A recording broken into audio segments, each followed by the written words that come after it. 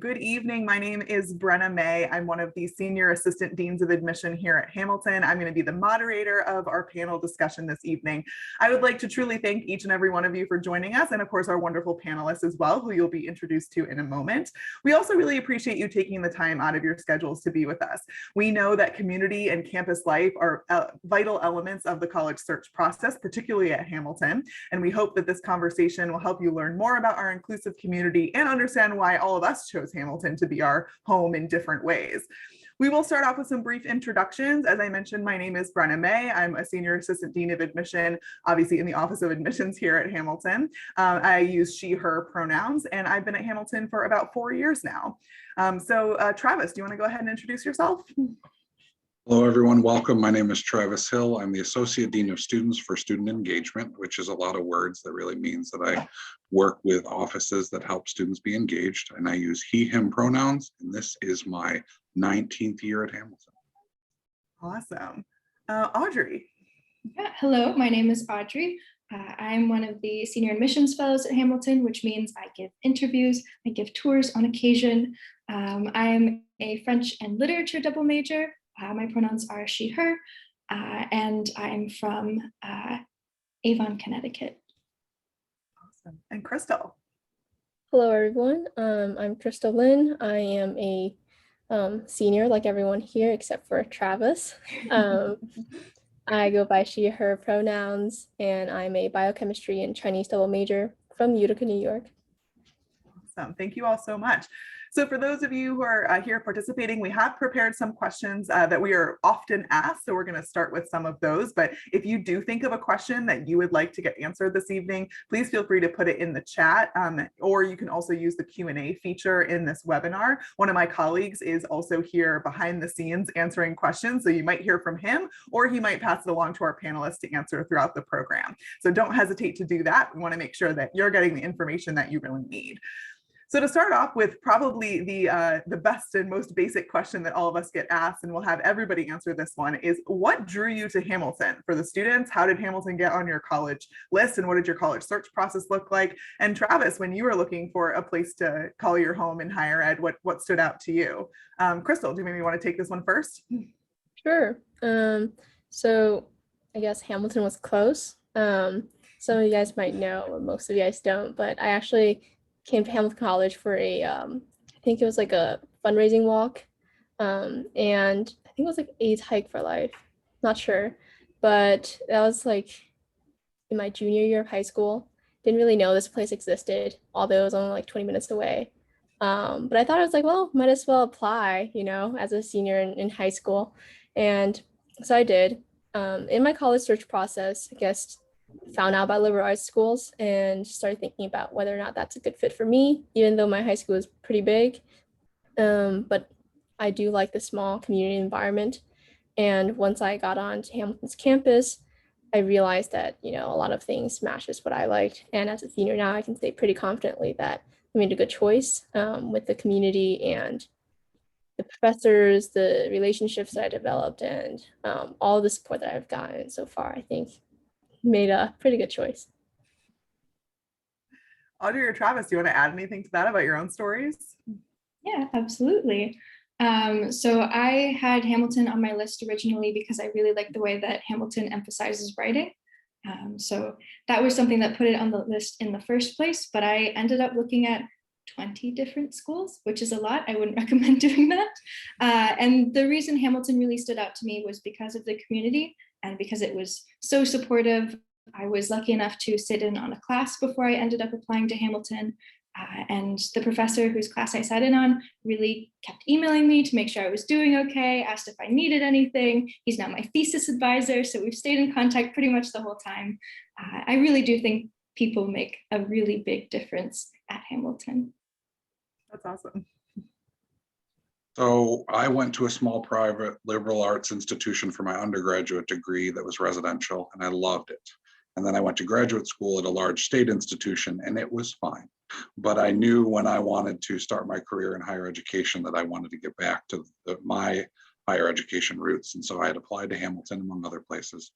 And when I sat down with the students for my role at the time in residential life, it felt like I was having a staff meeting. The students just felt so comfortable and smart and capable. And it felt like the right fit for me. And I had intended to be here for a few years, and now I'm going on nearly 20. So it has really become my home.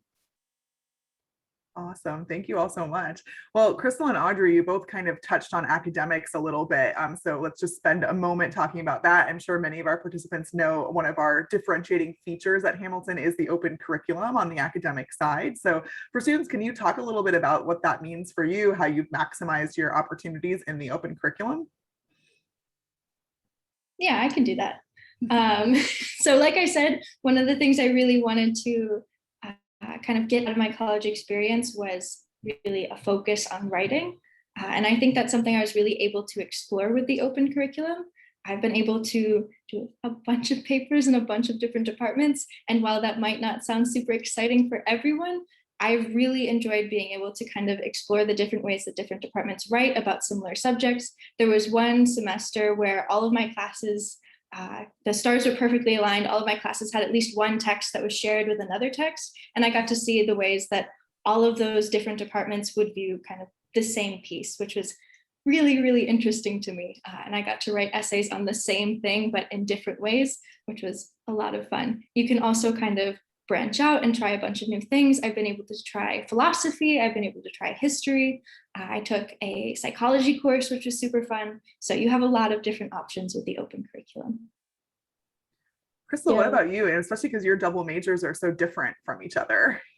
Yeah, so I'm actually pre-med, so I do take a lot of classes that are kind of required. I guess most of my classes are around sort of majors and stuff, but still within that realm, I was able to take classes kind of sparks interest in other fields and other departments. I've taken women's and gender studies, a literature class on disability studies. I'm going to take a history class next semester, which will be new for me. And I've taken like a literature class on Japan and Japan's history. I think it's really cool to sort of, you don't know what you're getting into, but then you realize that, wow, this is actually pretty cool. And getting to have a preview of the syllabus to sort of give you an idea of what you're going to be doing if you're afraid of getting into a class that you're not sure about. I think that's pretty cool. On top of that, I think it isn't until recently that I really understand what it means to be open curriculum. For me as a senior right now, I'm doing research for the summer and talking to my peers and colleagues from other larger universities who they graduated from. They are really well versed in science, but they've never really taken classes outside of other departments and stuff. And having to sort of maybe decide your major after your first year, and that is a lot of pressure. And for us, we get to decide after a sophomore year. So we have a lot of flexibility, and I guess there's pros and cons, but I definitely do value the fact that I've taken classes that people haven't, and being knowledgeable in that sense is really cool. And as our participants can probably tell from the two of you, having a double major is pretty easy. 1 in every 5 seniors has a double major at Hamilton. So you can really spread yourself across the liberal arts while also focusing in areas that you're really interested in. Now, I think one of the biggest questions we get asked too as a small community especially is, what is the faculty-student relationship like? And then also, what kind of support do you have through our advising program when you're trying to decide on your majors or your classes? What does that look like? Who do you talk to? I think there's definitely like a person that is assigned to you. Maybe as a first year, you have sort of this designated advisor based on your interest and your intended majors. But I find myself to find an advisor, let's say mentor, was not necessarily official, right? The perk of being at Hamilton is that you get to know your professors so well. So at least for me is I know all of the professors in the chemistry department and haven't taken classes with every single one of them.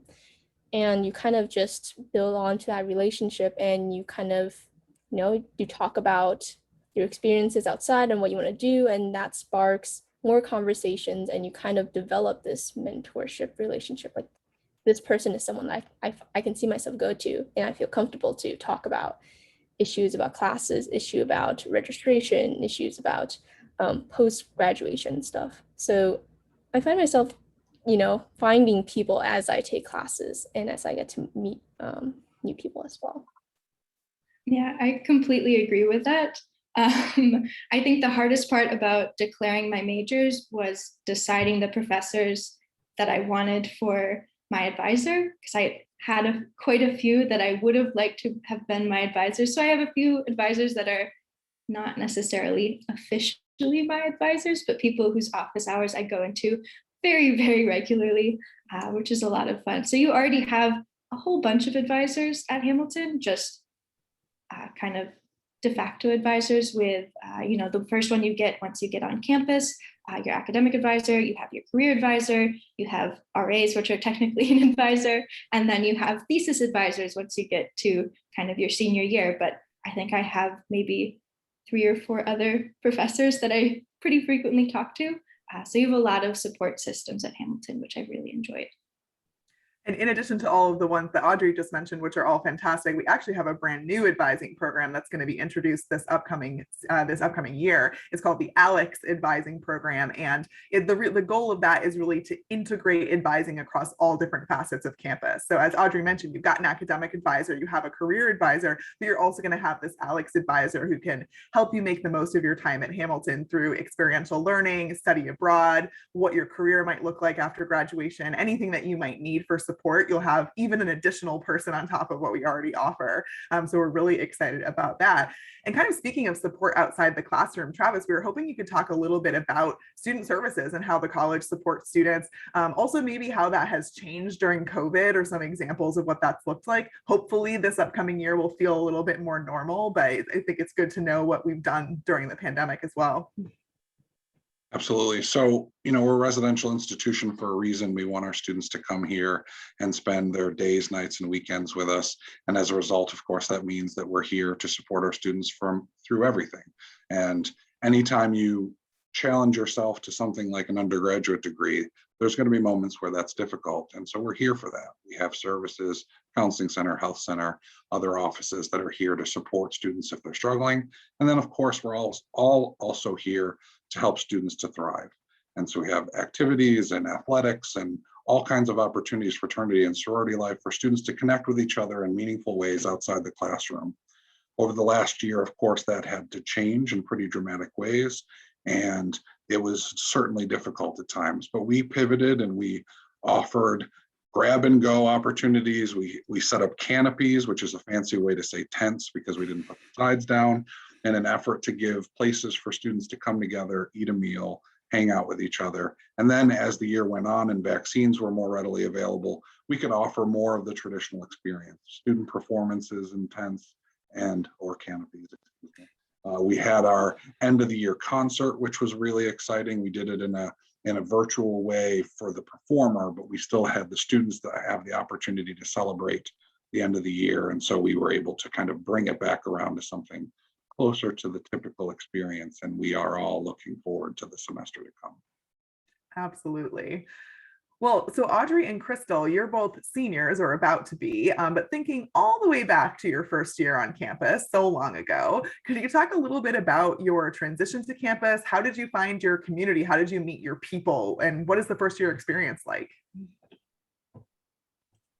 I was lucky enough to sort of do the HIA program over the summer. So that was one of my first group of friends. We did, I think it was like a 5-week program on campus right before the semester starts. So that's a way for me to get to know my first group of friends. But I ended up getting to know a lot of the people through Werdemer, which is the first year dorm that I lived in. So most of the people on my floor, and we still connect today. So that's where my first group of friends came about. And there's a lot of first year experience programs, I think, and events where you get to get food and some creative stuff that student activity comes up with. Yeah. Yeah, I would say that my first group of friends probably came from the first clubs that I attended. We have a club fair at the beginning of the year, and you can go around and see kind of all we have to offer. It's a little daunting, but all of the clubs generally have apple cider donuts and apple cider at their first meeting. So you have an incentive to go and check them all out. So I met a lot of my friends through those first club meetings. and kind of meeting up outside of those clubs to talk about our shared interests. But I also met a lot of people through first year classes, which are really fun. They're normal classes where the professor is kind of there to help you get acclimated to the department, get acclimated to Hamilton in general. They'll kind of introduce you to the various resources we have on campus, like the Writing Center, the Quantitative and Symbolic Reasoning Center, the Oral Communication Center. But they also have funding from the school to do something kind of fun with all the students in the class. So one of my first year courses was Renaissance Outsiders in the literature department. And we had a big party at the end of the semester where we watched some movies of the books that we had read and had a bunch of junk food and a very good time. And that was a pretty fun experience and something that really helped me kind of cement my friendships with those people in that class. That's awesome. Travis, do you want to add anything about like orientation and what that looks like for students, especially as you're intimately involved with that? Absolutely. So one thing that's really great about our orientation program is that a traditional orientation on most campuses involves sitting down and listening to folks talk about how to navigate the campus. And we do that. But before we do that, each of our students gets the opportunity to go on a trip. It's a handful of days to go and have an experience, whether that's in the Adirondacks or that's a service trip or the opportunity to engage around some sort of theme that's led by 2 upper class student leaders and is a group of about 8 to 10 first year students that you get to know that aren't the people who live next door to you, who you'll get to know over the course of the semester, but a group of people who have a shared interest with you. And you have that engaging experience where you get to know each other right off the bat. And then you come to campus and kind of dive into some of the logistics to get you off on the right foot for the first day of classes. Awesome. Well, Crystal, I know you mentioned at the beginning that you're doing research right now, and I was wondering if you could go into a little bit of detail about how that experience has been and maybe how you got the opportunity, what you're researching, anything you'd care to share. Yes, I'll try to put it as not scientific as possible, or That would be in awesome. more personable terms. Yeah. So, so research. Yeah. So I am pre-med coming into college. I know I want to be like a medical doctor. But I found out about research, and after taking a lot of classes, I kind of find myself in a space where, maybe I can be a researcher and do a lot of, I also like to teach through tutoring experiences. I was thinking maybe I can stay in academia. So there's a lot of routes for me and just playing it out. And then COVID hit, kind of, the pandemic took over, and I didn't have the opportunity to do research or sort of engage in that setting to sort of find out if that's for me last summer. So this summer I applied to like 15 different research institutes and stuff like that, kind of like a whole college process over again. But with the help of, I guess, my current professors and recommendations and things like that, I landed in a good research facility at Mayo Clinic. I don't know if you guys know. Yeah. And I'm here for 8 weeks. I am 6 weeks in. So doing research in biochemistry on, if you guys are interested, definitely email me. But in short, studying the structure of topoisomerase, which is the DNA repair mechanism, protein, enzyme. I'll leave it there. I'm sure there are some people in the audience who are so excited about what you just said because they're really into science.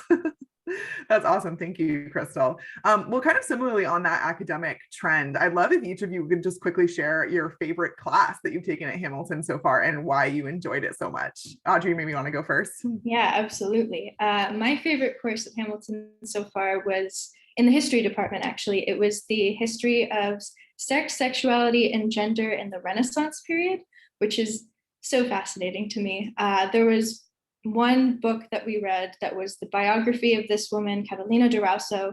The book was called Lieutenant Nun, if any of you are interested. It's about a Spanish nun who decided she wanted to leave the nunnery, cut off all of her hair, joined the army, became a lieutenant, went to the New World, accidentally killed her brother, went to jail a whole bunch of times. It's fascinating. She's really, really cool. But she did that through cross-dressing. And one of the things that I talked to my professor about during that class was, hey, I read this play in my Renaissance literature class where there was this another woman who also cross-dressed to kind of get into various male spaces. And she's like, that's great. You should write your final project about that.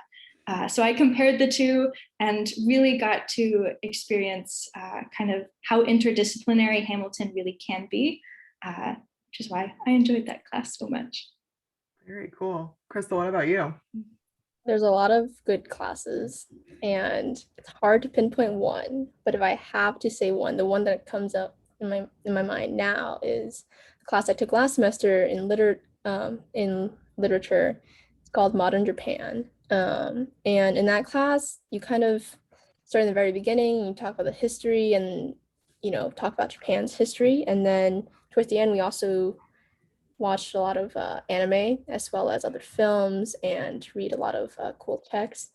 I think the main thing that struck out for me for the class is definitely the history part. I do enjoy history, but afraid of taking the actual history class since I'm more STEM oriented, definitely. But it was a really interesting class, and it kind of shifted my perspective, especially in the animation part, because I've never really watched closely on animation. And I also find out that I like to analyze film a lot, kind of like a film critic, but not exactly, but more so like analyzing how the camera angle and the techniques and all that through anime and some really good anime. So I think that was a really cool experience. That's awesome. No, and those are so different too. Well, steering away from academics for a moment, one of the biggest questions that we always get asked is about our location. I might be a little bit biased, but I think our campus is in a really awesome place. We're about 4 hours from New York City or Boston or Toronto. We're about an hour from the Adirondack Mountains. The Adirondacks are the largest park in the lower 48 states, so there's lots of access to hiking and outdoor activities of all kinds. But we also have our beautiful campus itself, which kind of functions as a small city. Everything you want is really right there, but there's also so many things that are close by. So we'd love to hear a little bit from the students about how did you transition to life in a more rural area? But also, Crystal, you're from only 20 minutes from campus. So how was that transition for you being a little bit more local, and Audrey coming from slightly further away? So if I were to say, I think it kind of shifted a little for me in the 4 years, although my fourth year haven't started yet technically. But as a first year, I didn't go home at all. Like I didn't really thought about, on the weekends go home and, things like that. I just stayed on campus and just studied. And then it kind of shifted. I get more comfortable staying on campus and doing things and participating in events. And there is a handful of things to do. Every like Fridays or Saturday evenings, we always have these events, late nights, where students and clubs can start like an event or something.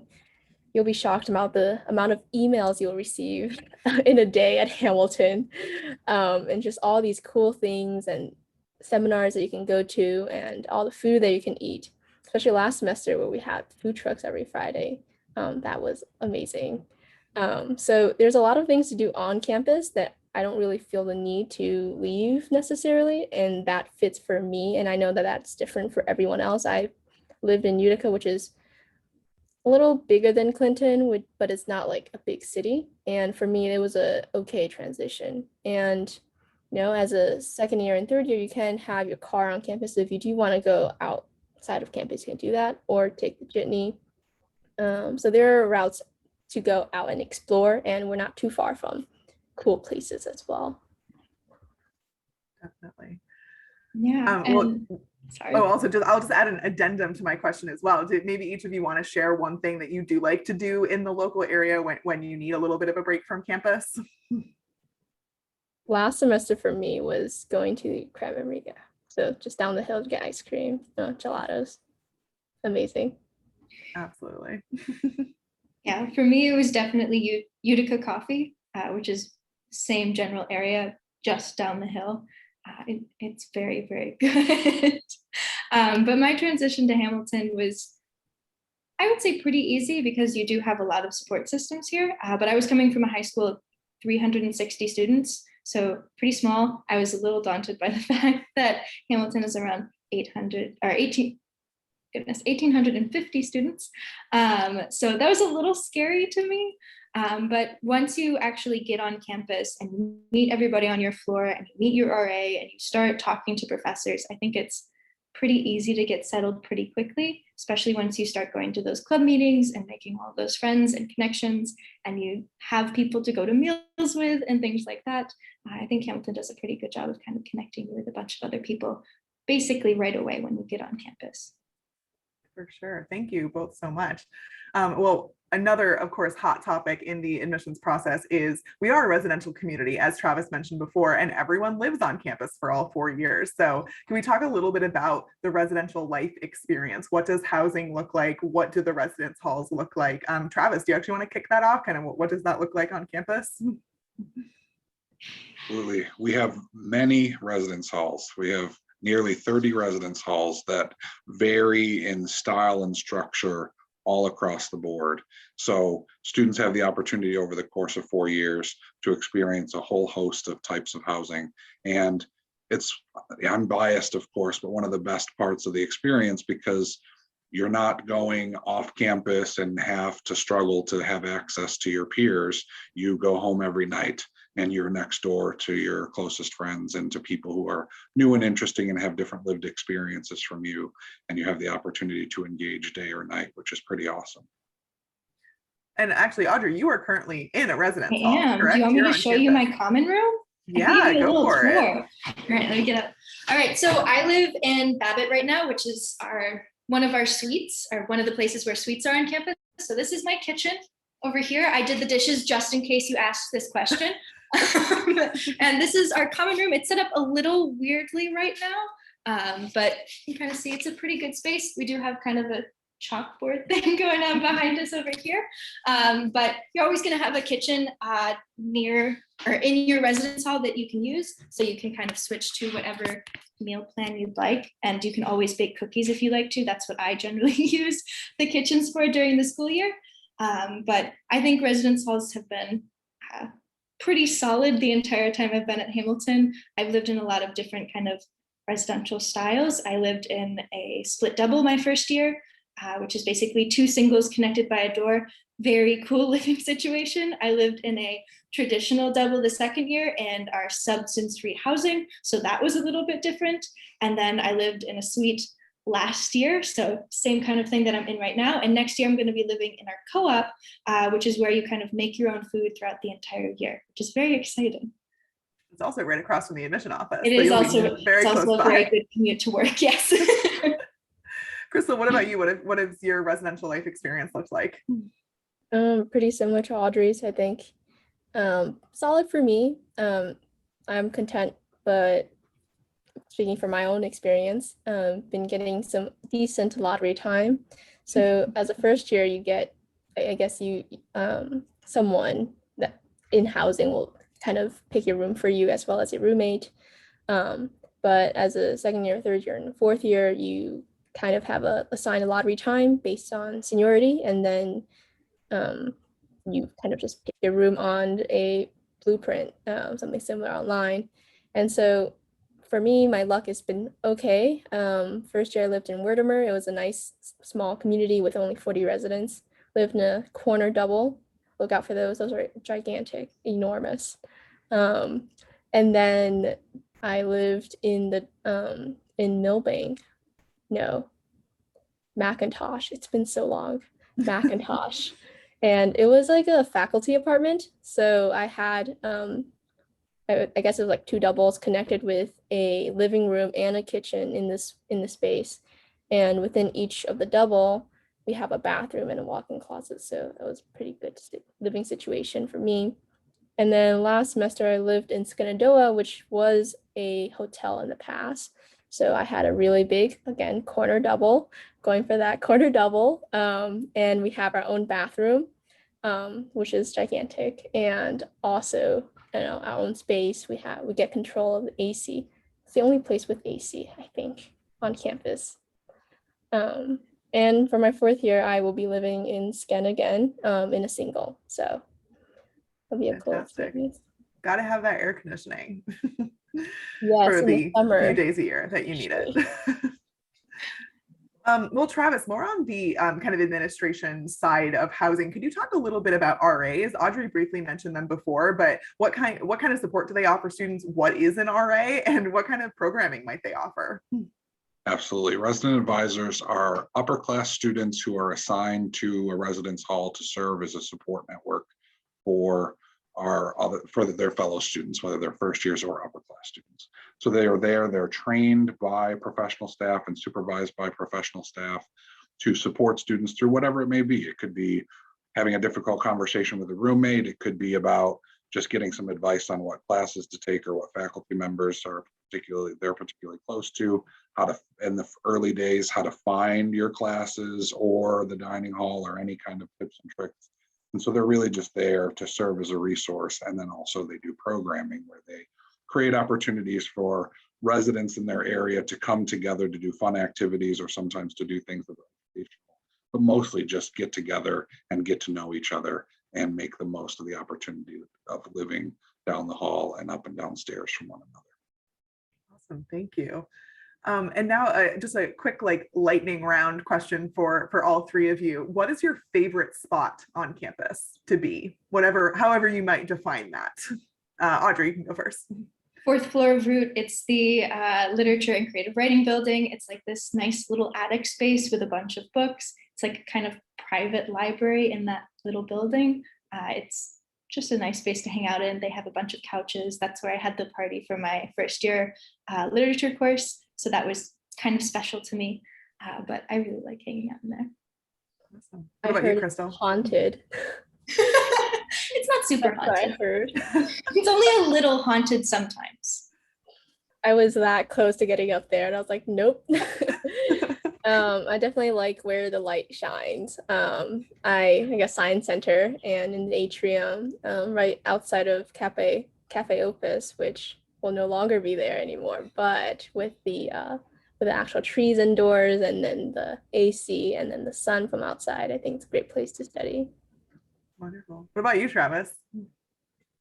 So I'm obviously residence hall centric. Rogers Estate is a kind of far-flung residence hall, and it kind of just feels like its own little island of a place to be. It looks over the valley, so the view is beautiful. I'm a big fan of fall, and so when the leaves change, it's just a beautiful place to be, and it has its own glens that you can kind of walk through and meander.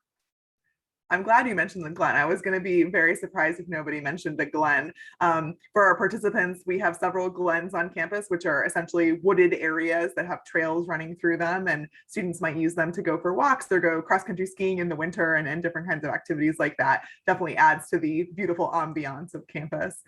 So Audrey and Crystal, you actually both chose study spots, which I think is really cool. But we don't just study on campus, of course. One of the other things we always get asked about is the food at Hamilton, especially because you're living there for all 4 years. So Audrey, do you think you could walk us through a few of the dining options on campus? Yeah, absolutely. We have 2 major dining halls and 3 smaller dining halls. So the 2 big ones are going to have a lot of different options in there. So there's sushi bar, pasta bar, salad bar. There's a deli, there's a grill, there's a home station, which changes every single meal what's being offered. You always have access to like bagels, cereal. There's a waffle bar in the morning, which is really nice. But in the other major dining hall, we have the global station as well. So you can get food from around the world. That's probably my favorite place to get food on campus. But our smaller dining halls, we have diner, Bundy Cafe, and pub. So diner food, cafe food, and pub food respectively. So a lot of different options. I would say I've always been able to find something that I want to eat for each meal, which is always good. Fantastic. Another kind of lightning round style question for all 3 of you. What is your favorite meal on campus? Crystal, you want to go first? I don't know about meal, but the first thing that came up to my head was the Nestle ice creams at Bundy Cafe last semester. So I think to add on to that, I think every dining hall, although sometimes they might serve like the same like food in terms of like dinner or lunch, but there's something unique about all of them. Like if you want to find the best teas, you go to like McEwen, and if you want, burgers and stuff, you go to diner. If you want ice cream and a lot of snacks, good snacks, go to Bundy. So there's pros and cons about everywhere. You get to pick your choose. Yeah. Travis, what's your favorite meal on campus? So I have a 4 and a 6-year-old who love to come to the dining halls, and the ice cream bar in the in Commons is a favorite of theirs. So I end up having, I mean, I'm forced to have that from time to time myself. And so that is a favorite. I also love bubble tea from Euphoria. Awesome. And Audrey, what about you? What's your favorite meal or food? Yeah. I would say my favorite's probably the mango brie panini from Opus. It is really good. Opus is not going to be there next year. They're filling it with a different cafe, but hopefully they bring that back. But if they don't, I really do like Diner. I think Diner's a lot of fun. So my go-to meal there is chicken fingers and fries, because I am a child at heart. But you do actually get to skip the line with that one because they kind of have it ready for you. So I like it for that reason as well. I was going to say probably one of my favorite foods on campus was the curly fries at Diner. So definitely a good choice. Well, thinking about the Hamilton community at large, as Audrey mentioned before, we have just under 2,000 students on campus, which I think for some people feels really small coming from your high school, and other people it feels really big depending on your background. And I'm wondering if each of you could speak a little bit to how does that size and community feel to you? And what is that like on campus? What's the atmosphere like? Yeah, so like I was saying before, I was really nervous about it when I came to Hamilton because it sounded like so many people to me. It really isn't. I think you get pretty comfortable, especially walking from class to class, seeing the same faces every single time. You start to wave to them, even if you have no idea what their names are, just because you kind of really get to know them that way. But I think we definitely have enough people that you can always meet someone new. I'm constantly meeting new students, especially because every year we bring in a whole bunch of new ones. So pretty easy to meet new people. So it never feels suffocating, I don't think. Yeah, I would add to that I guess for my school, my high school is a lot larger than Hamilton. But coming in as an introvert at heart, I did not really like big groups necessarily, but I find myself ending up in kind of big groups. So I have my study people, my study groups that I have for every class. And then I joined Ultimate Frisbee and I meet a bunch of people there, and then doing a lot of work study opportunities, tutoring, meeting with other people, taking the same classes. I ended up some days you'll just walk down Martin's Way, which is the center road of campus, and you'll kind of just wave to everyone because you kind of sort of recognize everyone pass by you, surprisingly. So you kind of just, pick. You will get to know a lot of people, and the fact that everyone lives on campus for all 4 years, it's inevitable, but it also builds this community that we all enjoy. Which, if you're in a larger university, it will be a little different because some people might be on campus and some people might not, and club meetings will be a lot different. And yeah, so I really enjoyed that. And sometimes you can fall into your own little bubble, or sometimes you can expand and you get to meet people sitting outside of Commons, having a picnic. As an add-on to this question, we actually got a question from a participant that I think feels relevant here. Could each of you speak a little bit to how safe campus feels, and whether there are support services in place for students if they don't feel safe, or what your personal experience has been like? Crystal, do you want to take a stab at that? Sure. I think campus has been pretty safe. I haven't heard about any incidents. In terms of emergency and stuff, we do have EMTs on campus. So if you have any injuries or anything happened, campus safety they're pretty speedy, a lot of calls, especially where there's a lot of them, I guess. But we also have this mobile app where you can also get access to the blue light system, if you guys know about the blue light system, and you can contact or reach out to the campus safety officer pretty quickly. In terms of other resources, we have our brand new health center right in the middle of campus with the counseling center on the second floor. So really accessible. And just a bunch of people that you can potentially go to, like your RA or your advisor, your faculty. I've been in situations as, let's say, a tutor or a TA having to deal with students in like panic attacks and things like that. And you kind of are trained and you kind of have an idea of how to help others.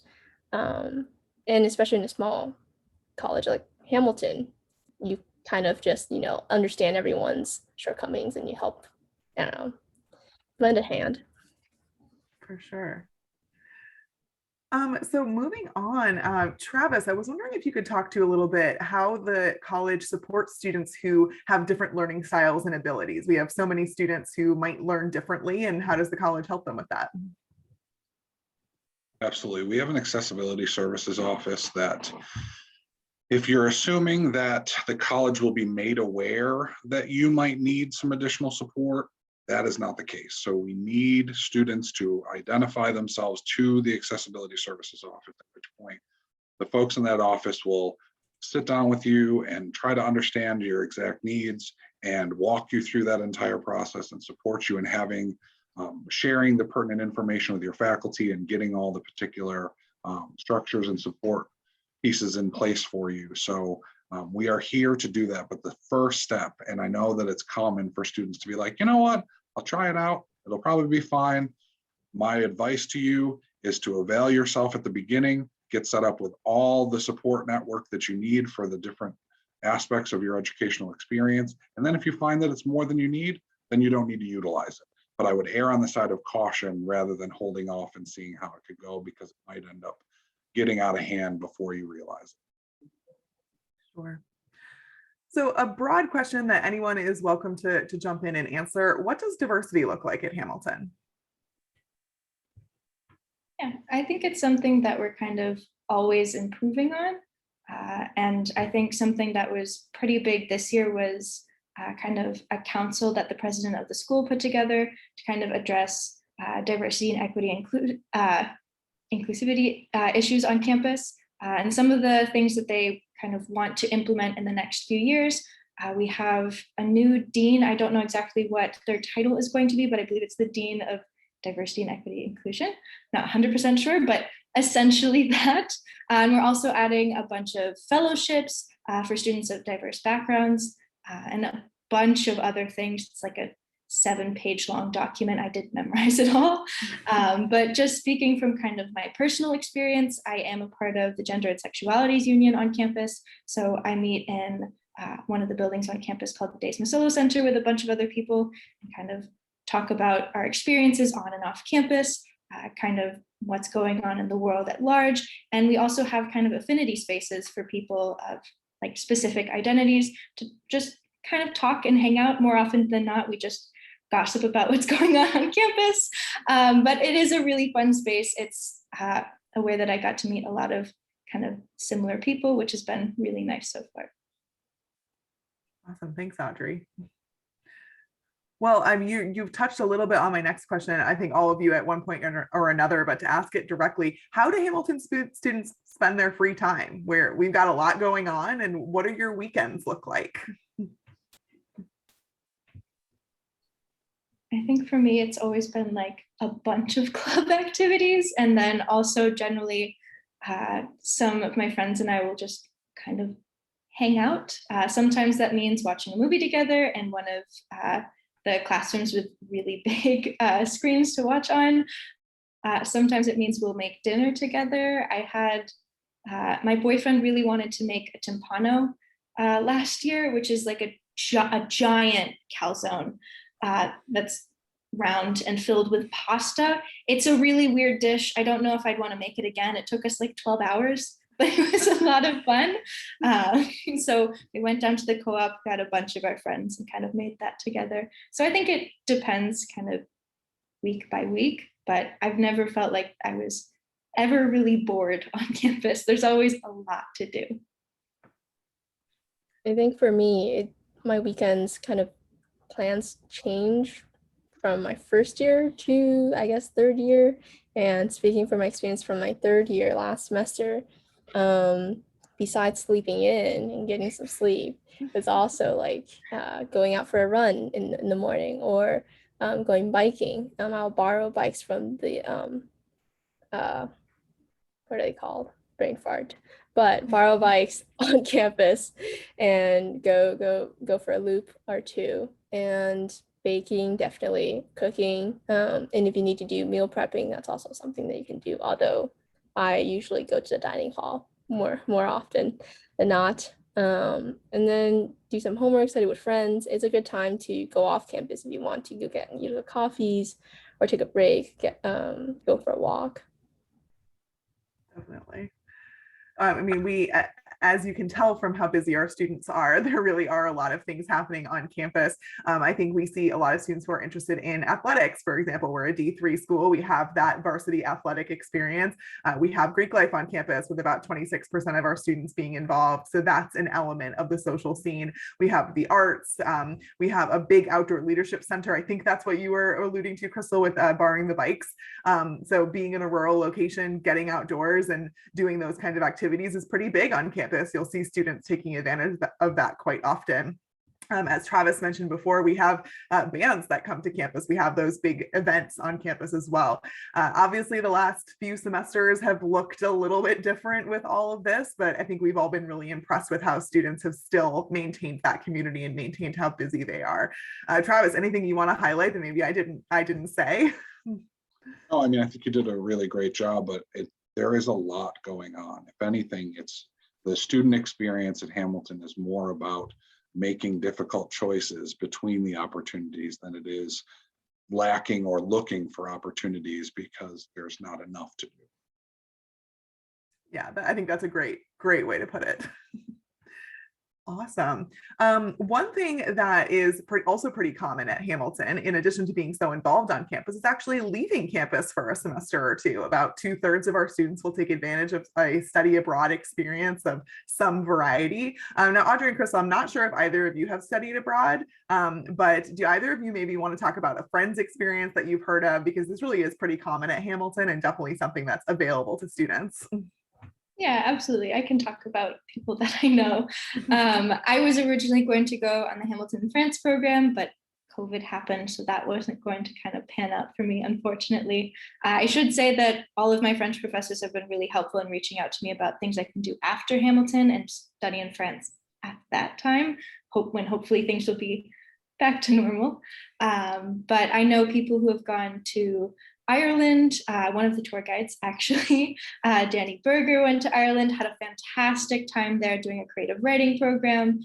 My boyfriend went to Senegal and did a French program there, which was absolutely fantastic. He did a bunch of research that he turned into his history thesis later on. So you can do that while you're abroad as well. Goodness, I know people have gone a lot of different places. There's a lot of options. We have like 100+ programs that you can join. You can always suggest new ones as well. So that you have a lot of opportunities to kind of study where you want to. Definitely.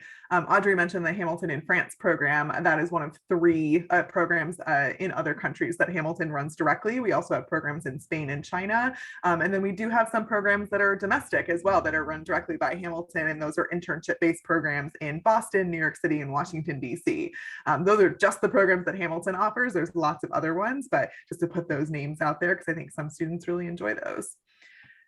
So Audrey and Crystal, as I've mentioned, you are both rising seniors, which I know is a little crazy to think about, but I was hoping each of you could touch on how you think Hamilton has prepared you for life after graduation, which I'm sure you don't want to think about quite yet, but is coming up pretty quickly. What skills do you think you've developed over the past few years? Probably my communication skills more than anything else.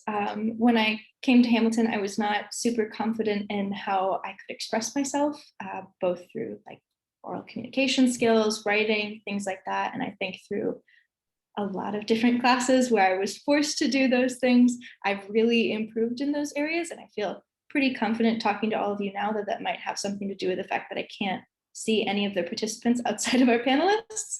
But I do think that it's become easier and easier to kind of make sure that what I'm thinking and what I'm feeling is expressed to the people around me, and kind of making sure that I'm reaching out for opportunities before people have to tell me that they're there, which is always nice. And I think is something that I'm going to really need to use when I go out into the workforce after Hamilton. So very happy that I've kind of developed those skills. Awesome. I also agree. So yeah, communication skills. I find myself in like positions where I expect some sort of environment, right? Let's say at Hamilton, you do research at your own lab and things like that. You sort of have a feel of the environment, how you should communicate with your professors, both in a friendly manner, but also in a professional setting. You can talk scientifically, but also on like more the personal friend-to-friend matter as well. So these are some things that helped me, especially with now that I'm researching outside of campus. I know that, okay, like these are some toxic environments that I want to avoid myself from. And also this is the healthy one. These are some labs that I can look into. So for me, since I'm pre-med, I'm thinking about taking 2 years gap to sort of do some more research-based opportunities. I want to potentially be an MD PhD.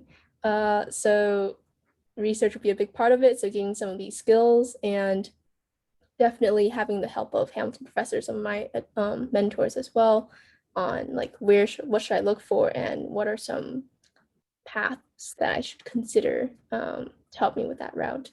Yeah. Great. Thank you both so much for sharing. Well, we have a couple of minutes left, so I think we have a few questions from our participants that we're going to pose. Audrey, you actually got one specifically for you, so I'll start with that one. Can you talk a little bit about your writing experience at Hamilton, what that's looked like maybe academically, or if you've done any extracurriculars as well that surround writing?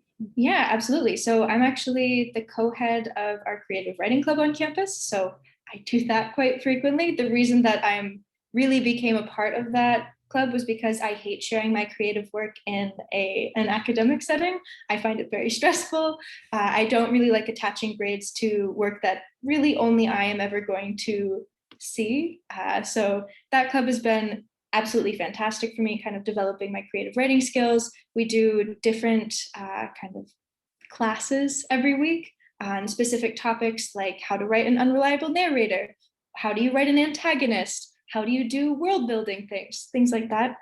So that's been really fun. But I think within kind of the academic departments as well, I really learned how to write in a lot of different ways. Every department is very different in the kind of papers that they're expecting from you.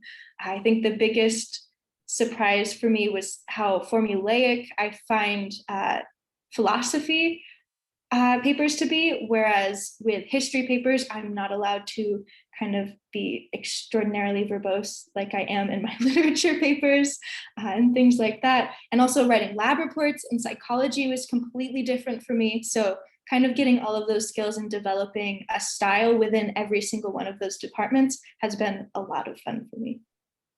Great. And I think you touched on really our goal in the writing experience at Hamilton is that you are going to learn how to write in different ways, not just in creative writing, but also in lab reports and things like that, because that's also an awesome form of communication.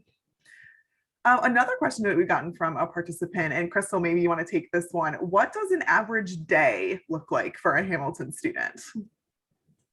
Am I a good person for this? Let's see. My average day. I'll just say last semester, right? That's the most recent one that I can remember.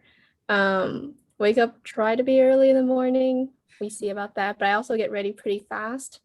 Last semester I have both in-person and Zoom classes. So if it's Zoom, I'll just Zoom in my bedroom, as most of you guys do, unless I get out in time and get to a good study space, which has often been taken.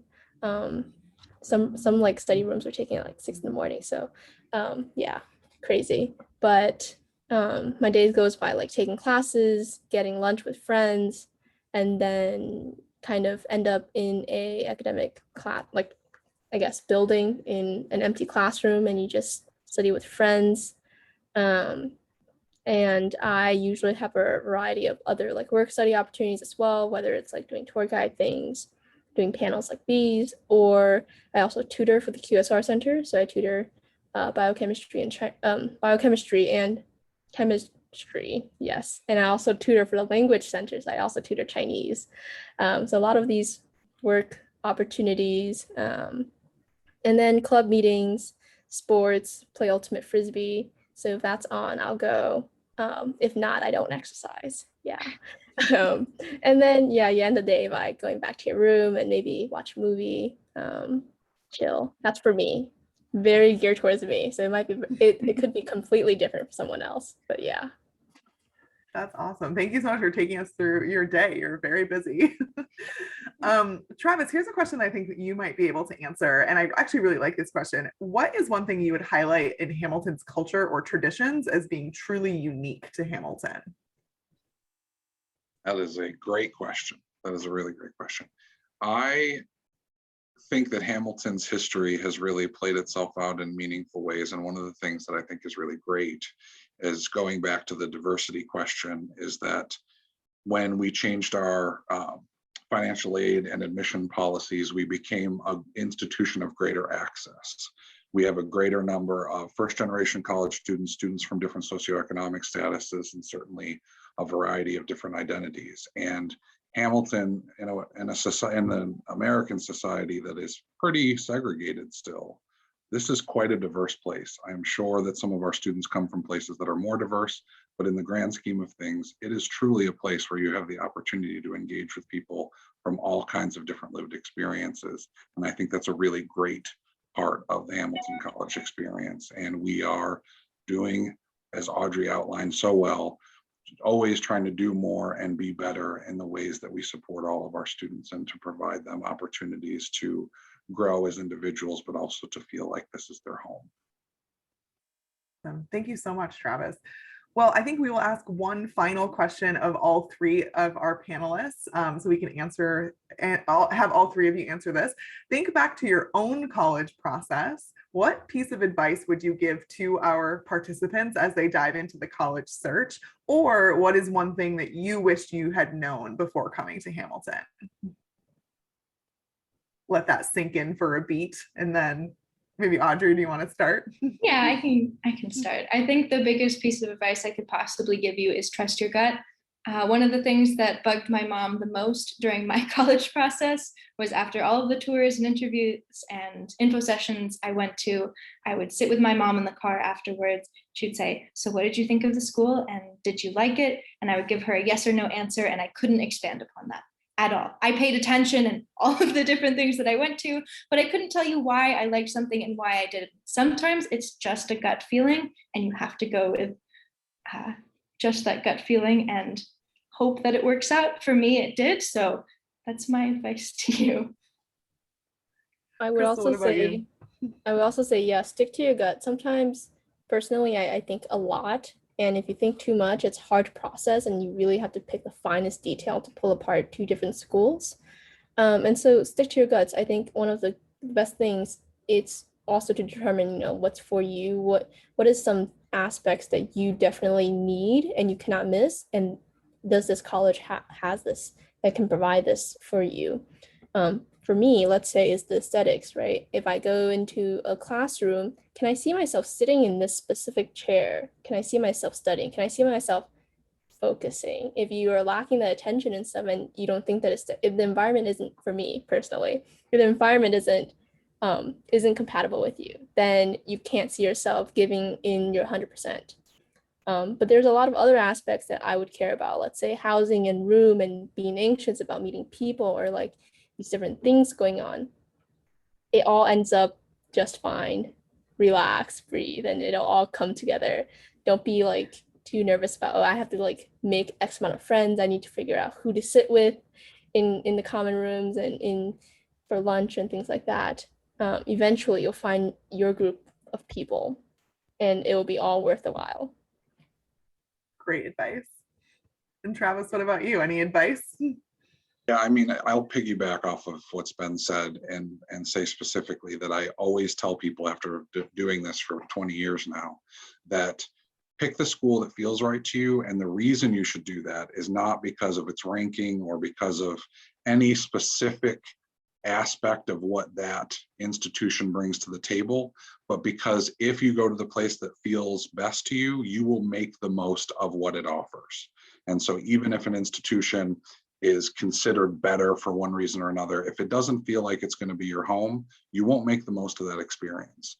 And so A, do that.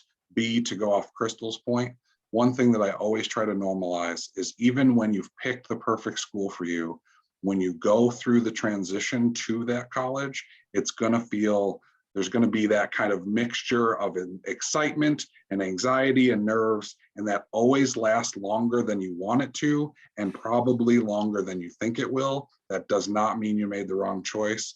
Just be patient, like Crystal said. Excellent advice. From the admissions perspective, I would say similarly to what Crystal was alluding to, is that everything is going to be okay.